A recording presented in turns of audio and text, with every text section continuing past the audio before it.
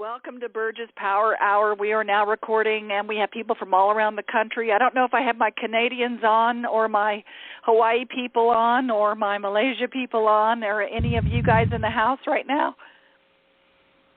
Okay, so I just want to welcome all of you who are here, and I have not muted you. However, if you have background noise, you might want to mute yourself. You hit *6. Or you could just mute if you have your cell phone, just mute. Or if there's a lot of background noise, I will go ahead and just mute everybody, and you can unmute yourself if you hit *6 again. So basically, I'm going to be, for those of you who have never experienced Burgess Power Hour, get ready to get burged. And we are going to be speaking about and sharing with each other about the essence of leadership. So tonight is all about being a conscious leader, the essence of leadership. So those of you who know me, you know I'm all about the essence. So tonight is how can you be a better leader? Or those of you who feel like I'm not a leader, or maybe you do know you're a leader, and what are the qualities of even being a better leader than what you may or may not think you are at the moment? And what does that mean? And for those of you who know, who've been on my calls, I've been doing this for years, and have, of course, been to any of the workshops, essenceofbeing.com. You're welcome to check me out there. And you know that I love to do experiential stuff. So get a pen and a paper ready. Those of you who are driving, don't do that. We are recording, so everybody who registered on the call tonight will be getting a recording of this. So that's all good. So you'll be able to go back and listen to it again and perhaps write down more things as we go along. So, again, if you have background noise, just *6 or mute yourself so I don't have to mute you. But, again, if I hear a lot of it, I'll just have to go ahead and mute everybody. And then you can always hit *6 to come back in and talk, because, you know, I love to hear what you have to say.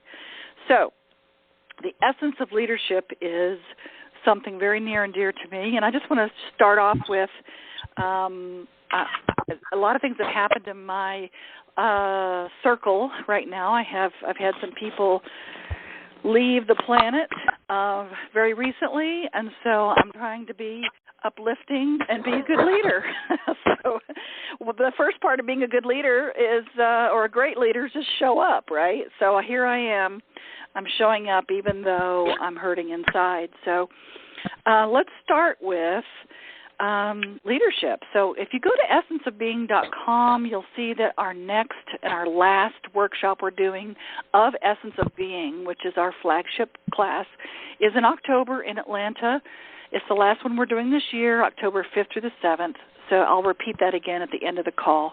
But I'm going to have some home play for you. I'm going to give you a lot of things to think about, and we're going to go digging around in your brain right now. So here's the thing. What is leadership? What is the essence of leadership? What does that mean?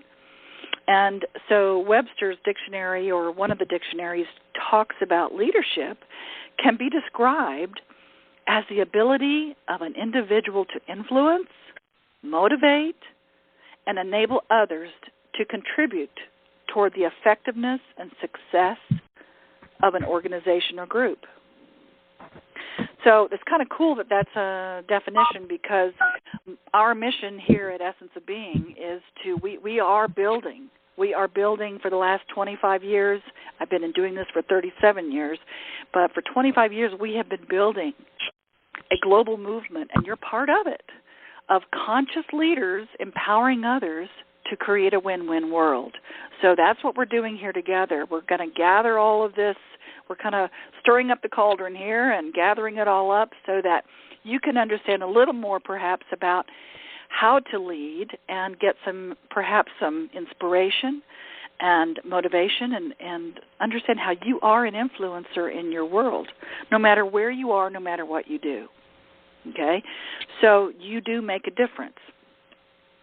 So it's really important to understand what is the operational definition of a leader. And everybody has their own ideas of that, right? Everybody has an idea of what a leader is. So we're going to try to define what my operational definition of a leader is. And just for those of you who have an organization or are leading groups, great. Those of you who are just leading families, that's definitely an organization. So in my mind, everybody can be a conscious leader. So great leaders, they don't set out to be a leader. They set out to make a difference. So it's never about the role of being a leader. It's always about the goal, or the outcome of what you want to create by making a difference. Okay, so it doesn't matter where you are in your life right now, what business you're in, whatever you're doing, no matter how old you are, wherever you come from, okay? It's really about setting out to make a difference, and you can be a great leader. So what I want you to do to start with, okay, is I want you to go ahead, like I said, have a pen and paper down, and I want you to jot down a couple of aspects about leaders. Think about leaders in your life, leaders that you can think of right now. What do you admire about them? What qualities or aspects do you admire in leaders that you know? So go ahead and just take a minute, just jot down a couple things. Jot down any kind of qualities or aspects you think a great leader might have. And think about people you admire that you think are good or great leaders.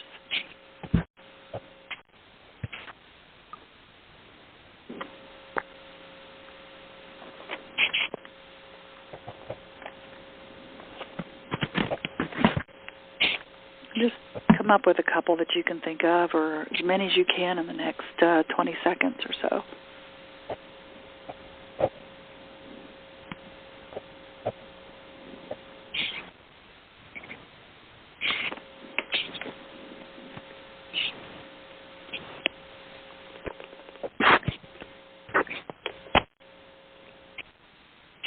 Okay.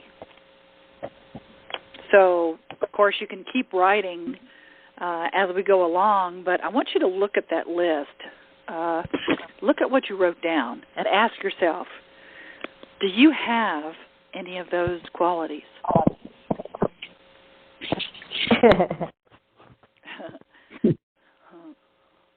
So give me a shout out. So who wrote down some things so I can hear what you wrote down? This is Audrey. I'm laughing because I have all of them. It's just that I like it to be even. What did I write down? Uh-huh. They're caring. They're smart. They go very deep. They're active and activated. They're taking appropriate action. They're contributory to others and themselves. They think about and create the good of others as well as their self. They ask for support when it's needed. They listen. They're visionaries. They deal with their own internal aspects and they're evolving.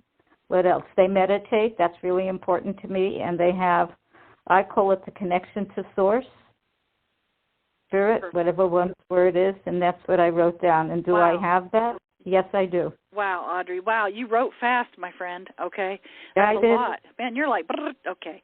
So that's awesome. You wrote that down, and those are the things that are operational definitions of what a leader is to you, and you look at that and you say, yes, I align with all of those. Therefore, I do. I admire that in myself and that I'm a leader in that. Now, some others of you may not have that. Let me get one more person just to shout out what they wrote down. Hi, Birds. This is Diana. Hi, Diana. How are you? I'm good. Can't wait to see you. Good. I know, me neither. I'm looking forward to Unconference. The ability to listen, to ask questions. Perfect. And willingness to say that they're wrong and learn from it. Awesome. And do you have those qualities? I believe so. Okay. Did you finish? No, that was, I can't write as fast as Audrey. I was like, wow. Okay. All right.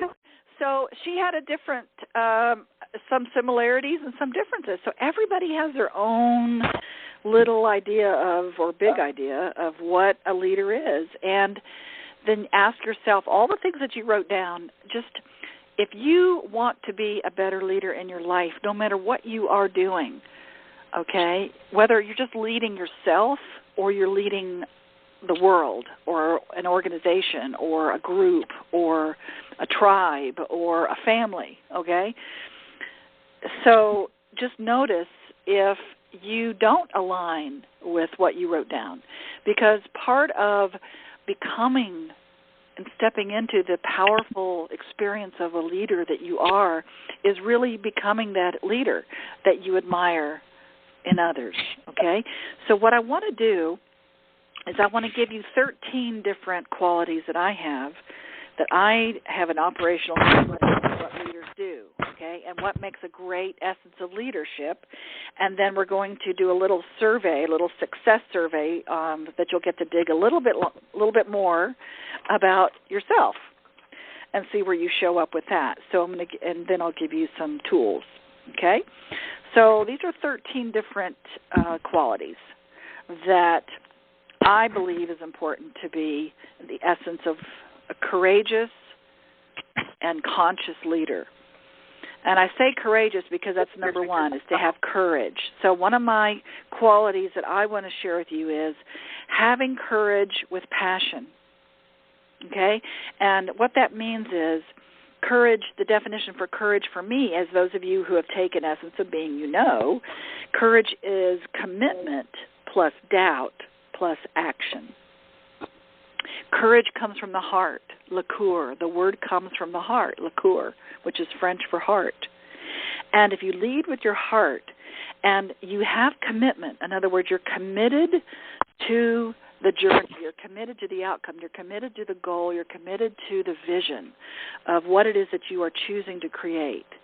Even though you have doubts, and we all have doubts that come up from time to time, but you still take action. And you do so with passion, willing to do whatever it takes. So for me, the first aspect or quality is really having courage and passion. And again, the definition of courage to me is commitment plus doubt plus action. That equals courage. The second thing that I think is important is empathy. Now, empathy means to me is having compassion for yourself and others. Don't forget about yourself, because I know a lot of us beat ourselves up, don't we? We really beat ourselves up about decisions we make or have made. But empathy is really having compassion for ourselves and for others, to put ourselves in those other people's shoes. So if you're a leader of a family or a company or an organization or a group or yourself, just put yourself in those other shoes. Put yourself in how you don't have to be that other person that you're working with, but have empathy for them. So that's the compassion piece that's really, really important to me. And the third thing is having effective communication. And let me go into this a little bit into depth about what does that mean, effective communication. As some of you have already written down, an effective communicator listens. So the more you listen, the better leader you become, I think. So listening is really, really important. And in the Essence of Being, as you know, and the other classes, we talk about some of the blocks that we have around listening. But to be an effective communicator, you have to, number one, be present. In other words, be here, be in the moment, be present. Don't be somewhere else thinking about other things, being distracted. Yes. Take responsibility for your own thoughts, your beliefs, and your own actions. That is being an effective communicator, is taking responsibility for your beliefs, your thoughts, and your actions. Creating synergy, which is one way to be an effective communicator, and I'm going to go into that in a minute. I'll go into depth about what that means, creating synergy. And the fourth thing about becoming a better, effective communicator is telling your truth. Telling your truth with compassion while you listen to others. Now, there are many, many ways to communicate. And one of the best ways to understand about this isn't going to be about essence of communication, because that's a whole nother power hour I do and a whole nother class I do, okay? But because it's so important about how you communicate and how you come across to people, I want to give you some distinctions of some different styles of communicating, because here's what happens when you have a family or a business or a relationship or a group of people or whoever you're leading or talking with or being with. We all think we're each other, right? We think we're little mini-me's. We think, hey, I talk fast, so that person, is going to understand me because I talk fast. So I'm a certified DISC consultant, and DISC is the DISC is what it's called. And I'm not going to go into the whole thing, except there are 4 different behavioral styles of communication that you can look at the behavior of someone. And you're going to be able to tell how to communicate with them. Okay? So I teach people how to do that, but basically there are different styles of communication. And here, the problem or the issue or the challenge comes from being a leader is, how do I communicate to someone who doesn't communicate the same way I do? How can I get through to that person? This is really good about husband and wife too, or relationships too. But the four different styles are dominance was one of them. And a dominant person, they like things very direct and fast. There's the influencer. And the influencer likes things very direct and fast as well.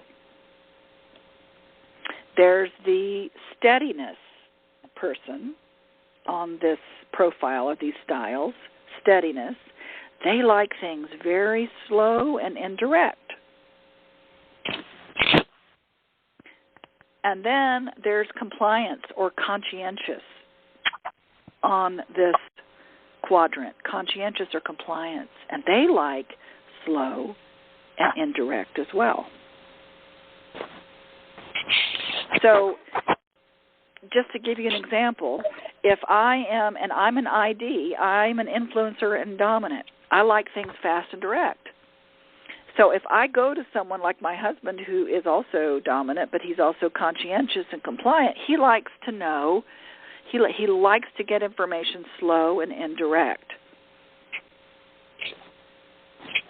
So if I go to him going very fast and direct and telling him all about my feelings and all of these things about this is how I feel and these are the decisions I want to make, he's going to shut down because he does not communicate that way. He wants it slower, and he wants to know why. So the dominant person wants to know who, the influencer wants to know, the dominant person wants to know what, the influencer wants to know who's going to be there, the steadiness wants to know how, and the conscientious person wants to know why. So there's so many, and I could do a whole day of this profile that I work with, but just to kind of give you the overview is that if you've got people in your team or people in your life and they don't speak the same way you do, if you come in there trying to speak thinking that they listen to you because you're talking fast to them, I do that with my kid all the time. I talk really fast to him and I overpower him because I'm very direct and fast talker, and he's very slow. It overpowers him and it shuts him down. He does not compute. So it's hard for him to hear what I have to say. So what I have to do is I have to be conscious. That's what a conscious leader is. I have to be conscious of my own behavior, my own style, my own way of communicating, and be conscious of who I'm speaking to. and slow down and be indirect and give the reasons why, even though that's not how I like information or how I like to communicate. Okay. So hopefully that gives you something to, a little bite-sized lesson there in communication. So when you come to essence of communication, you'll get the whole thing. So the fourth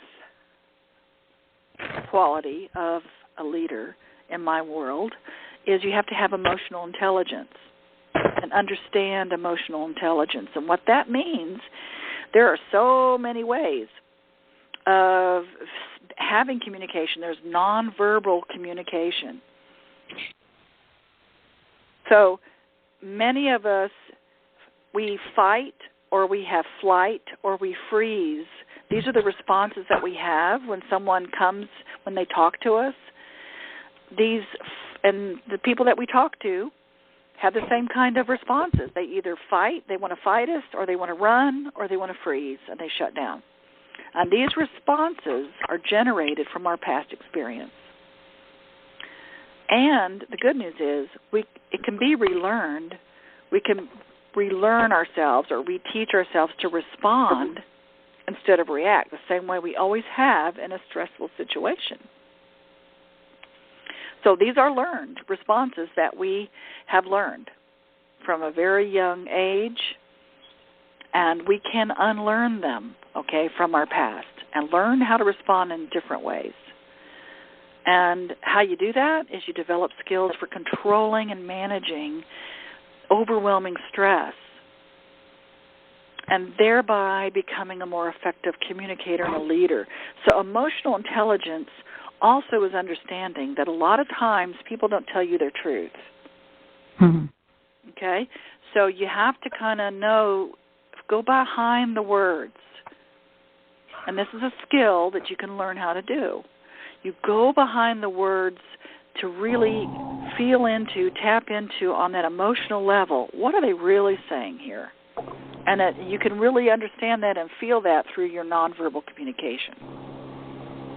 So if you can go through somebody's words and go behind the words and really get what they are feeling or what they're saying or why they're saying it, then you will absolutely be able to be heard, and they will be able to hear you, and you'll be able to acknowledge them, and they're going to feel acknowledged. It's really, really important to feel acknowledged and heard. We all want that, right? Right. So emotional intelligence is definitely big on the list for me. And it's a skill that you can learn and just tap into. We all have it. We just forget about it. Maybe we don't know about it. So that's the fourth one. 1, 2, 3, 4. The fifth one is personal responsibility. And I said that makes you a better communicator. It also makes you a better leader, because what that means is you take responsibility for your own thoughts and your own beliefs and your own actions, and stop blaming or shaming or making excuses. Because what that does is you are demonstrating to your team or to your people or your friends or your family or your business or your group or whoever you're leading, you're demonstrating to them and modeling for them what a leader does. They say, I take responsibility for my thoughts, my beliefs, and my actions. And some of you even, talked about that, saying you're wrong sometimes. It's okay. But doing it without shaming yourself, doing it without blaming other people for the situation, and doing it without justifying.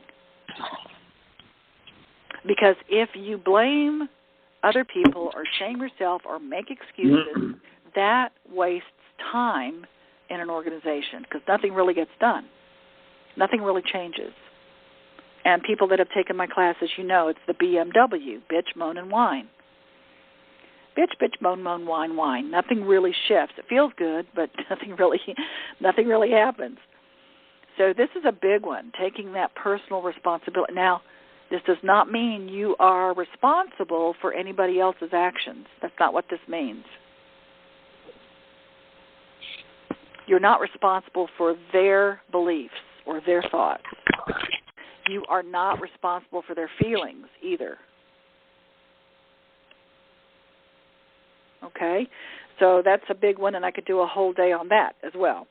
So I'm just trying to give you the highlights here. 1, 2, 3, 4, 5. Number 6 is that synergy, creating synergy. So as a leader, synergy is the whole is greater than the sum of its parts. The whole is greater than the sum of its parts. And that is what really makes a high-performance championship team or group or organization or family, is creating a space to have synergy. 1 + 1 = 3, meaning that there's yourself and that's that other person, and you come together, it makes a whole other person. It makes a whole other energy. It makes a whole other entity, because you are respecting each other's opinions and coming to some type of conclusion that if you all work together, the whole is always going to come out ahead, as opposed to each individual person trying to do it on their own. So when you're creating a team, or if you're a leader of whatever it is you're a leader of, you always want to keep that in mind. I need to create synergy so that I understand that we're doing this together. And doing it together, there's no I in team. You've heard that before. So doing it together and creating things together is always going to be better. The whole is greater than each individual person trying to do their own thing. 1, 2, 3, 4, 5, 6. Number 7 is know your blind spots. Everybody has them. So to me, a great leader knows their blind spots, and they're willing to look at them. We all have things that we just can't see. It's right in front of our face, but we just can't see it. So if we can just identify what our blind spots are, they won't be blind anymore, but be willing to look at that, to be willing to say, you know what, I did not see that. That's a blind spot for me. Number 8 is trusting and with cooperation. A great leader has to have a little bit of trust and want to cooperate, which means you have to let go of control a little bit.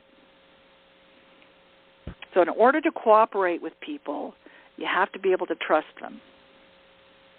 And, of course, as you know, in all the classes and all my experiences and workshops and play shops, trust is a big deal, right? We have to learn how to trust ourselves and others in order to play in this win-win world that we're all a part of, creating together as conscious leaders. So we have to let go of the control a little bit. In order for me to cooperate with somebody, I've got to let go of the control to trust them enough. Now, many of us have been burned. Many of us have been betrayed. Many of us have been let down. So I know that this is a big deal for some people. And I think you've heard this before, perhaps. Tie up your camel. Trust in God, but tie up your camel. Or maybe you haven't, but I always thought that was funny. It's like you can trust and be mindful. But in order to cooperate with somebody, you have to have a little bit of trust.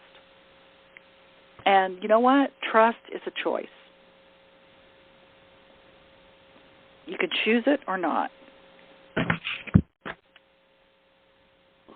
So there again, I'm kind of going through these very quickly, and like I said, I could do a whole day on each of these. Number 9 is integrity. To be a conscious leader, and the essence of a great leader to me is integrity, holding your shape. That's what I mean by integrity, is holding your shape, holding who you are, being who you are, not letting anybody pull you off of your center, which also includes being honest and transparent. Think about all the qualities you admire in these leaders. They're transparent for the most part. That honesty and integrity is really, really important. And what that means to me and how I hold myself as a leader of the organizations that I have and have created and been part of and still are, we're creating this global movement. And I have to be, as a fearless leader, I have to be transparent and hold my shape, even though sometimes it's hard. But my vulnerability is my strength. So people know they can trust me, and my word is my bond. So just understand that if you say something and you do not follow through with it, that you're teaching that other person to not trust you. And we're going to go through some tools here in a minute about how do you rebuild trust if that happens. Is this good for you guys? Are you getting it? Sure. Yeah. Okay. Yeah. So the 10th one is having respect for yourself and others. Having respect. See, true leaders don't create followers, they create more leaders. So if you have respect for yourself and others, then, one of my greatest achievements is creating other leaders. That's a reflection of a great leader to me. Also, a leader takes people where they want to go. A great leader takes people where they don't necessarily want to go, but ought to be there. Okay? And that's a lot of what I do anyway, is a lot of people don't want to go where I take them, but once they get there, they realize it's where they've always wanted to be, and it's just the fear that stops them. So I'll say that again. A leader takes people where they want to go. A great leader takes people where they don't want to go, but ought to be. I see the value and the innocence and the power and the magnificence in each person, even though they don't see it maybe. Maybe they see a little bit of it, but they're afraid of it. And so a great leader can really just bring that out and say, it's okay. I know you're afraid, but let's go there. So another quality or aspect is having boundaries and accountability. And that's something I've got to work on myself, those boundaries, because a lot of times when you're a leader, clearly if you're leading somebody in anything, you want to help, you want to support. And so a lot of times I forget about me, and therefore my boundaries go out the window, and I'm sure I'll talk to you for 25 hours, but I have to remind myself, no, that's not really adding value for me. So I have to really respect myself enough to have the boundaries and be accountable and have accountability. And one way to have accountability is you have a feedback loop, okay? So be accountable for your actions and your thoughts and your words. And a feedback loop means that people can give you feedback. Be open to feedback. A great leader is open to feedback. You may not want to hear it, but it's the breakfast of champions. Having that feedback loop about, being accessible to be accountable. Ooh, I like that. I'm going to write that down. Being accessible to being accountable. Yeah. Yeah, I might not like what you have to say about it, but I'm willing. I'm willing to look at it. So number 12, inspire others. A great leader inspires others. If your actions inspire others to dream more, learn more, do more, and become more, you are a leader. So we as parents, that's something that we do for our children, right? We want to inspire them. So through that inspiration, by the way, we empower others. So it's inspiring and empowering, which goes right back to my vision and my mission of what we're building. We're building the global movement of conscious leaders empowering others to create a win-win world. So if you're inspiring, you're empowering. And the last thing is, number 13, is willing to be creative and innovate. I think a great leader has to have some form of creativity and innovation or allow that to happen. Now, I don't have to come up with it all. I certainly don't. But if I'm inspiring others to do that, that's part of my own creativity, allowing others to innovate. And I'm probably my worst critic, because I'm a control freak. I admit it. And I have to remind myself, oh, that's right. Wait a minute. I have to keep an environment of creativity and innovation and allow people to change things. And it's so funny. I have to laugh every time. I'm this huge change agent for people, and change just freaks me out, right? So I'm being vulnerable with you right now, and that's one of my little things that I work on every day. So those are the 13 qualities of essence of leadership for me. And that's what I choose to live by. So what I want to do is I want you to do a little bit more writing, because I want you to just kind of jot down a few things about just the first things that come up in your brain, okay? Just the first things that come up in your mind, just write them down. And let's see what comes out of your writing, okay? So the first one is, do I really want to succeed? If it's yes, then why? If it's no, then why?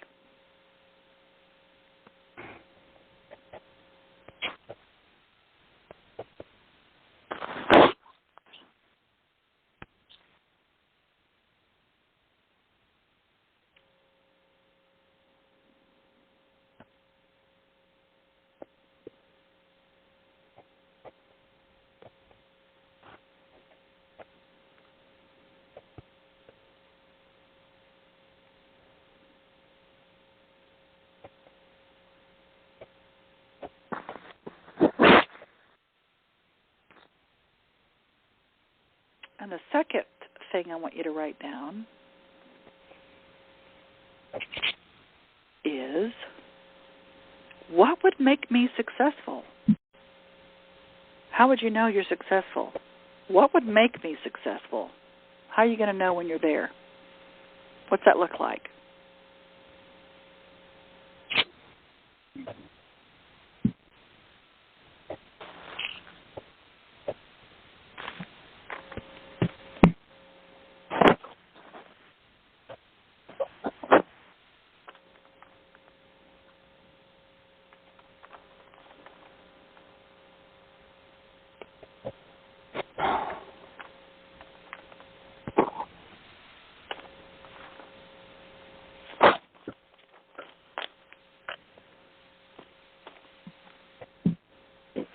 And the next one is,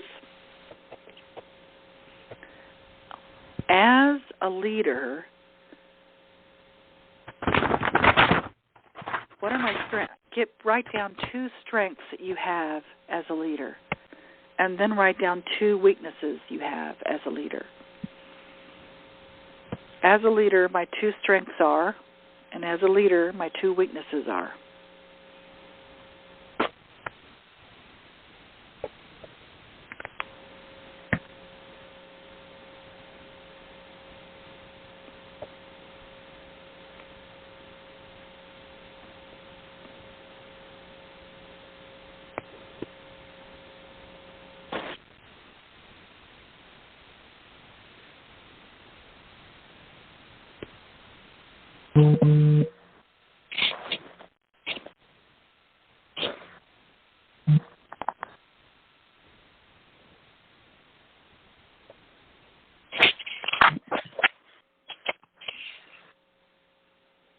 And then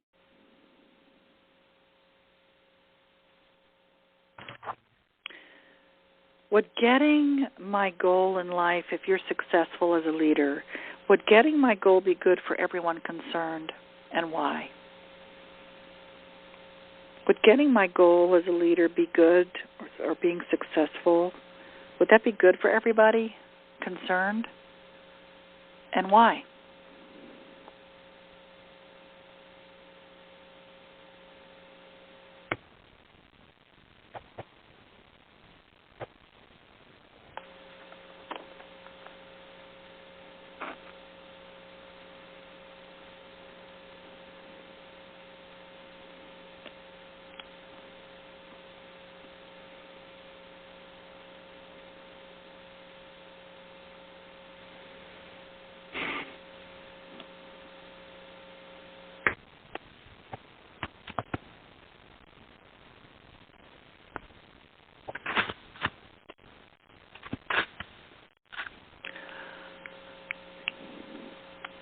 Okay, you can always go back and add to this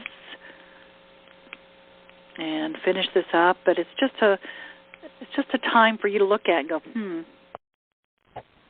any ahas that come out for anybody? Let me hear from somebody I haven't heard from yet, if you don't mind, if you want to share anything, any ahas or things you wrote down.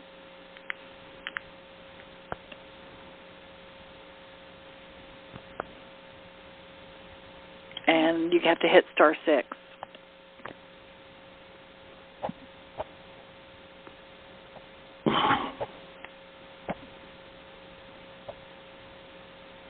Okay, anybody want to share? Bert. Yep. This is Tamara. Hey, Tamara. Hi. I think the aha for me was what would make me successful. And it was really honing in on the clarity of, today I did an exercise on clarifying goals. And so that step of clarification of what I really wanted and to complete those goals and those dreams. Not just from the money standpoint or this standpoint or that, but just honing in on that clarity of the passion of what that goal was and then completing it. Okay. So basically getting clear? Clear, yeah. What would make me successful is you got to clarify and hone in on exactly what you want from a feeling standpoint. Mm-hmm. So remember, clarity leads to power? Yeah. Yeah. So the more clear we are, the more powerful we can become. And the more clear we are about what our goals are or what our successes are or what our outcomes or intentions are or vision or mission, whatever you want to share or talk about or feel. Yeah, I love that. What would make me successful is being more clear, because it certainly gives you direction, doesn't it? Absolutely. Yeah, that's awesome. Awesome. Excellent. Anybody else want to share one more thing? Well, if no one else is going to share, I don't want to be sharing too much. It's Audrey. What you got? Okay, it's okay. Sure. So yeah, I really do want to succeed.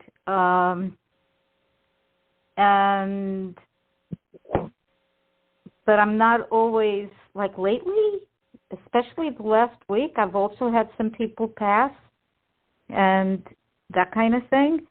Yep. I seem to not want to, quote unquote, work the way I've done, and my follow through, okay, especially in the last week and 2 weeks when this stuff happened, has had somewhat of a question mark. I've done what absolutely needs to be done, and all the other stuff kind of went to the side. And do I know that that stuff is important? Yeah, I know. And sometimes I just don't do it. And I honestly don't know how to, I'm not going to make myself do it because I just don't function like that. So it's a bit of a quandary. I do what I do. I pray and I leave it to the universe, and somehow stuff is still happening.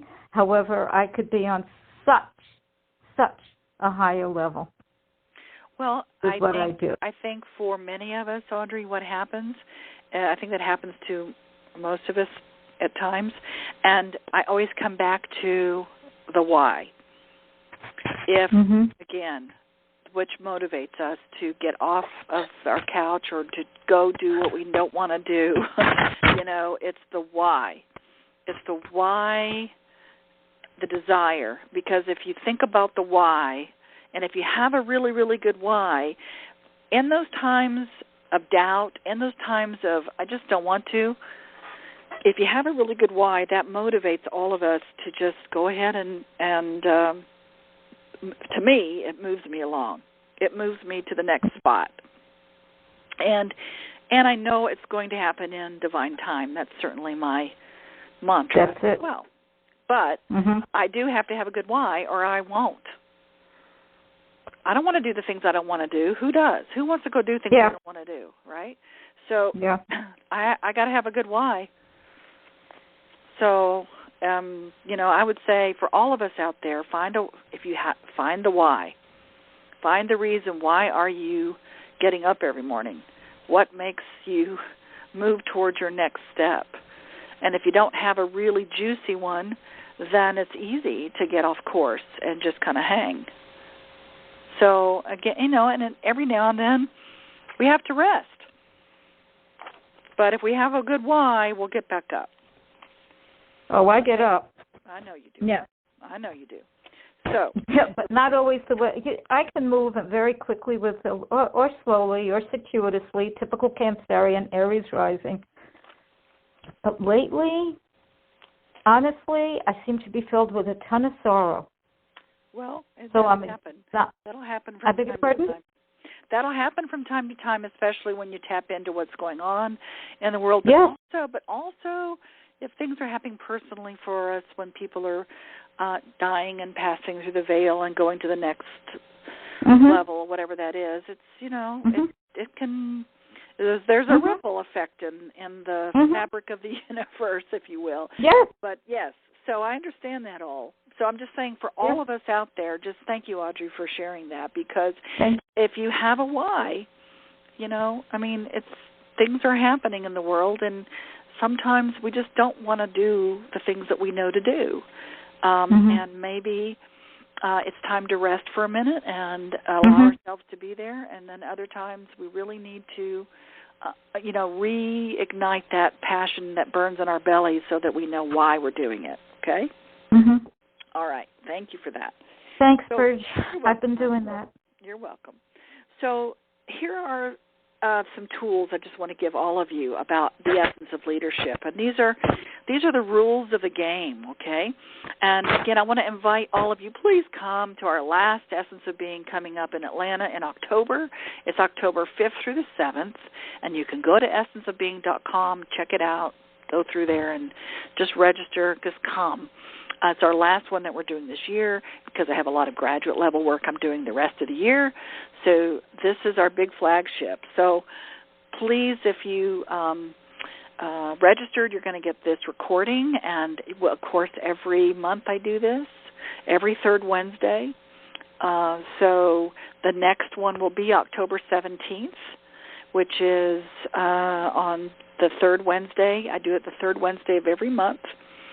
And by the way, just to give you an idea of what it is, it's going to be about mastery is the measure of being in the flow. Okay, so that's what next month's going to be about. Getting ready for our mastery class that we do, which is our 5-day residential. So here are some tools for being a good leader, a great leader, the essence of a conscious, courageous leader. Speak with good purpose. Always, always speak with good purpose about the people you work with, the people you're with. Try not to gossip behind people's back, because that just does not set you up to be trusted. All right? Be willing to support the mission that you have, or your vision, or the guiding principles of the organization that you're creating or that you're a part of, because you might have a boss, you might have other leaders in different positions, and you might be a leader of others. But be willing to support the mission and the vision and the guiding principles. And if you don't have those, create them. Be open and honest in your communications. And remember I said about trust, how sometimes it can be difficult for some. And if you've lost trust in yourself or others, complete your agreements. Make only agreements that you're willing and intend to keep.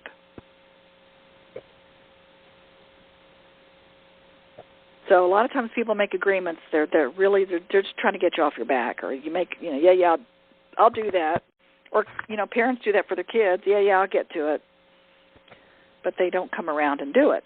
So only make agreements that you're willing to do. Now, if for some reason you can't meet your agreement, clear it up very quickly. Clear up any broken or potentially broken agreements at the first appropriate time with that person. You got to clean it up. You got to go directly to the person you made the agreement with and renegotiate. Don't wait a month, or don't go slink off somewhere. Don't shame yourself into a corner. Because I will tell you right now, as a conscious leader, I much prefer people to come to me and say, you know what, I broke the agreement and I need to renegotiate. I take responsibility, and can we just renegotiate on what's next? You know what, that is so respectful of me and them. It really is. And I would respect them so much more, and guess what, it teaches me that they're trustworthy, even though they broke the agreement. Now, if it's a pattern, if somebody's eating behind me, I don't know, I hear a lot of eating or crunching or something.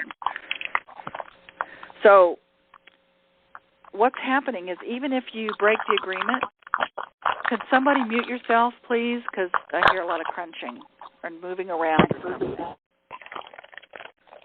Or I'm going to have to mute you. Okay, thank you. So any broken agreement that you've made or someone's made to you, you want to really renegotiate that as fast as possible. So the other tool, that's a great tool, okay? That is an absolute tool to use, because I'm going to respect you more, because you're meeting your agreement. You're basically saying, hey, I'm taking responsibility. I could not make that agreement. The other thing is, and my husband tells me this all the time, don't commit others to doing something unless there's already an agreement. Okay? So if you've got a team you're leading, or if you've got people or in your business or in your family or whatever, don't commit others unless there is already an agreement to do it. They'll say, yeah, so-and-so will do it for you. And they have you haven't even talked to them about it. That's probably a no-no. Another tool is, if there's an issue in your organization, Look at the system first, not the people, because people really, really want to do well. So look at the system that you've set up. Is it a system that's created for a win? Or have you created a system that is setting people up to fail? So look at the system first, not the people. Make the correction on the system. Most people fire people and think it's, or get rid of them or whatever they do, and think it's the people. Most of the time, it's a system that has not been created for the win. So have a willingness to win and allow others to win, which is that win-win philosophy. Another tool is focus on what works. So please focus on the rest of this month. Focus on the things that are working, not the things that are not working, because you're going to create more. The more you focus on, right, what you focus on expands. So focus on what works.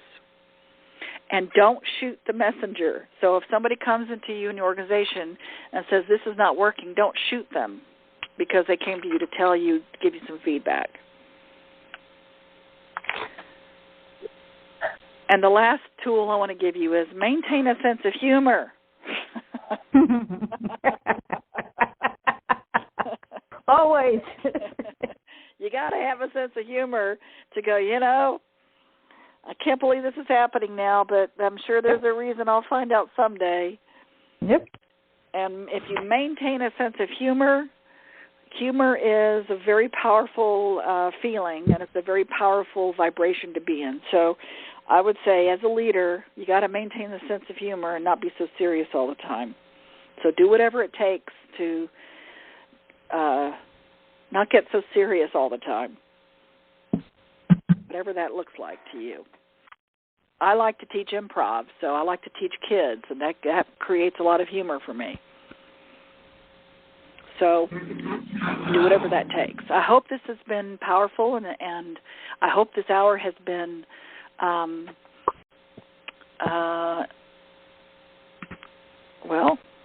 successful. There you go. I hope that this has been a very effective way of looking at what leaders are and what leadership is, and I want you to go out and be the leader that you are.